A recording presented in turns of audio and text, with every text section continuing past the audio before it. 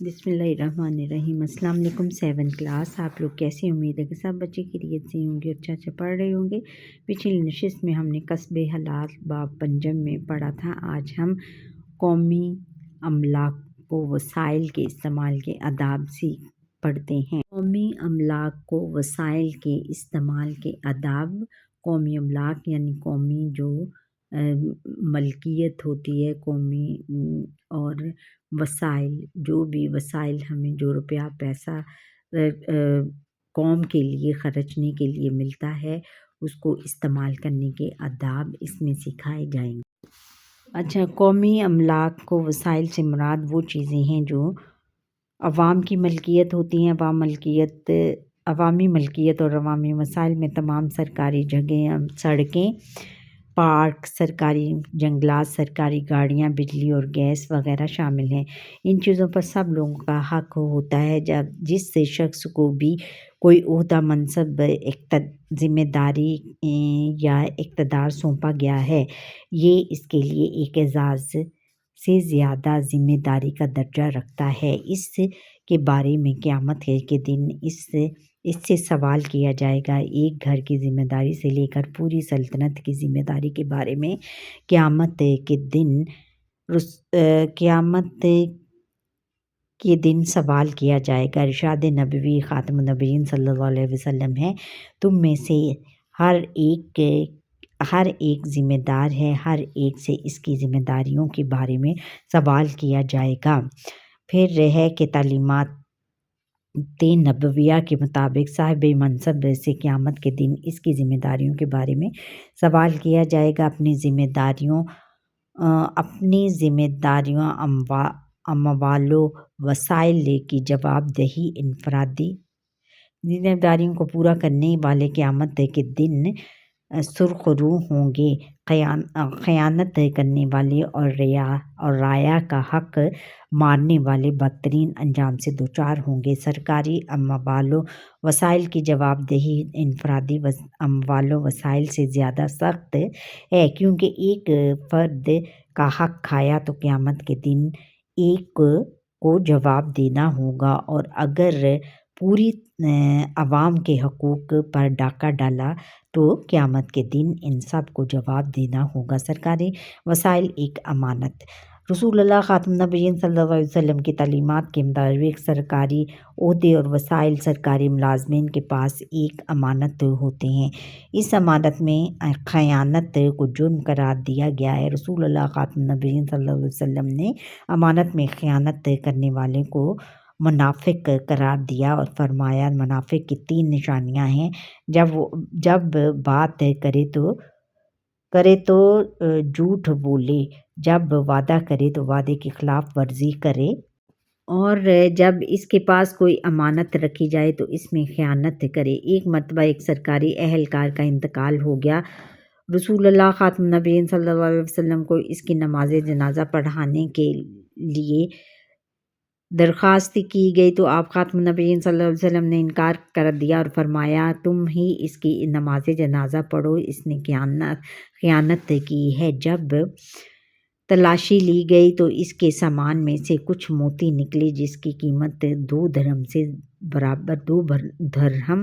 کے برابر نہیں تھی۔ اس واقعے سے جہاں ایک طرف یہ معلوم ہوا کہ سرکاری وسائل میں خیانت کرنے والے رسول اللہ خاتم النبیین صلی اللہ علیہ وسلم کی نظر میں ایسے مجرم ہیں کہ آپ امت پر بے پناہ رحمت اور شفقت کے باوجود ان کی نماز جنازہ ادا کرنے پر بھی تیار نہیں۔ نیز یہ بھی معلوم ہوا کہ سرکاری وسائل میں ادنا سی خیانت بھی ناقابل معافی جرم ہے، کیونکہ ان موتیوں کی قیمت 2 درہم کے برابر بھی نہیں تھی۔ سرکاری وسائل میں خیانت کا جرم نگاہ نبوی میں اس قدر سنگین ہے کہ اس کا مرتکب کہ اس کو انجام دینے والا اللہ تعالیٰ کے مہمان خانے یعنی جنت میں داخل ہونے کا استحقاق نہیں رکھتا، یعنی حق نہیں رکھتا۔ رسول اللہ خاتم النبیین صلی اللہ علیہ وسلم نے ارشاد فرمایا کہ جس شخص کو اللہ تعالیٰ نے مسلمانوں کی کوئی ذمہ داری عطا کی اور اس کا انتقال اس حال میں ہوا کہ وہ اس ذمہ داری میں خیانت اور کھوٹ سے کام لیتا رہا تھا تو اللہ تعالیٰ اس پر جنت کو حرام قرار دے گئے۔ سرکاری املاک میں چوری کا وبال، یعنی سرکاری اموال میں چوری کرنا۔ بہت سے لوگ سرکاری وسائل اور سرکاری زمینوں پر قبضے کو گناہ نہیں سمجھتے، حالانکہ اسلامی تعلیمات کی روشنی میں سرکاری بجلی یا گیس چوری کرنا، سڑکیں خراب کرنا، سرکاری جگہوں پر قبضہ کرنا بہت بڑا جرم ہے۔ ایک بالشت برابر زمین پر بھی ناحق قبضہ انسان کی آخرت کو تباہ کرنے کے لیے ہوتی ہے۔ رسول اللہ خاتم النبیین صلی اللہ علیہ وسلم نے ارشاد فرمایا، جس نے زمین کا کچھ حصہ ناحق ہڑپ کیا، قیامت کے دن 7 زمینوں کا طوق بنا کر اس کے گلے میں ڈالا جائے گا۔ استغفار۔ سرکاری املاک و وسائل کی لوٹ کسوٹ چوری کی بدترین صورت ہے۔ رسول اللہ خاتم النبیین صلی اللہ علیہ وسلم نے ارشاد فرمایا، اللہ تعالیٰ نے چوری کرنے والے پر لعنت فرمائی ہے۔ اگر کوئی شخص کسی کی چوری کرتا ہے تو قیامت کے دن چوری کرنے والے کو اپنی نیکیاں اسے دینی پڑیں گی یا اس کے گناہ چور کے نامہ اعمال میں ڈال دیے جائیں گے۔ سرکاری ملازمت میں خیانت کی صورتیں۔ سرکاری ملازمت میں خیانت کی کچھ صورتیں ہیں۔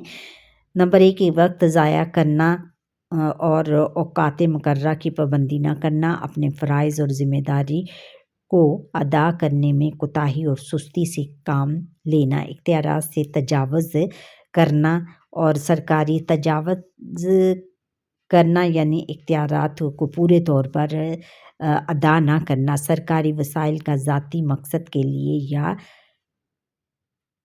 یا لاپرواہی کے ساتھ استعمال کرنا، اقربا پروری یعنی اپنے نااہل قریبی لوگوں کو اس عہدے پر لگانا جن کا وہ حق نہیں رکھتے، استحصال یعنی لوگوں کو اپنی ذات کے فائدے کے لیے استعمال کرنا، اس کے بعد انوانی اور خیانت کا ارتکاب کرنا، رشوت کا لین دین کرنا، نااہل افراد کی سفارش کرنا یا ان کے بارے میں سفارش قبول کرنا، جھوٹ بول کر چھٹی لینا، سرکاری وسائل کو امانت داری سے استعمال کرنا ہر شہری پر فرض ہے۔ سرکاری زمینوں پر قبضہ کرنے کا گناہ کسی کی ذاتی زمین پر قبضہ کرنے سے بھی زیادہ ہے۔ گیس یا بجلی چوری کرنا سخت گناہ ہے۔ سرکاری جنگلات میں سے درخت کاٹنا یا لکڑی چوری کرنا چوری کی بدترین شکلوں میں سے ایک ہے۔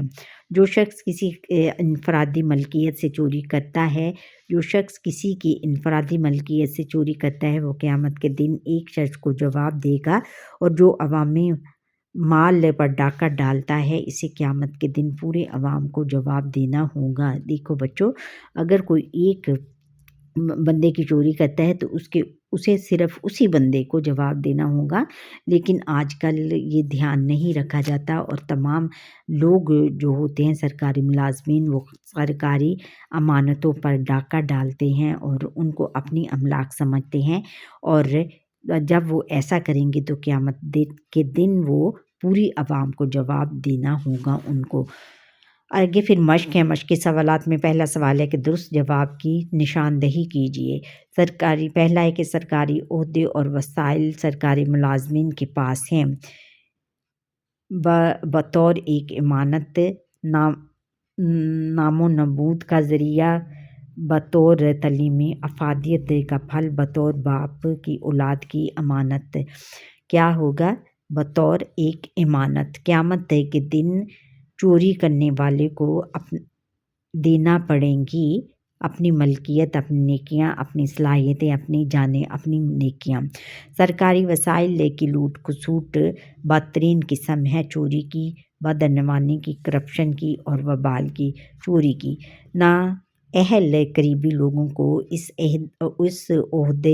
اس کا ایسا عہدہ عطا کرنا جس کے وہ اہل نہ ہوں کہلاتا ہے حق شناسی، اقربا پروری اور دور اندیشی، دانائی اور دانش مندی۔ اقربا پروری اور سرکاری وسائل اور املاک کو امانت داری سے استعمال کرنا ذمہ داری ہے ملازمین کی، شہری لوگوں کی، دیہاتی لوگوں کی اور ہر شہری کی، ملازمین کی۔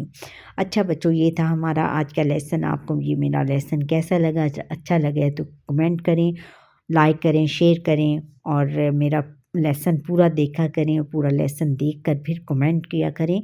سبسکرائب کرنا نہ بھولیے گا۔ اللہ حافظ۔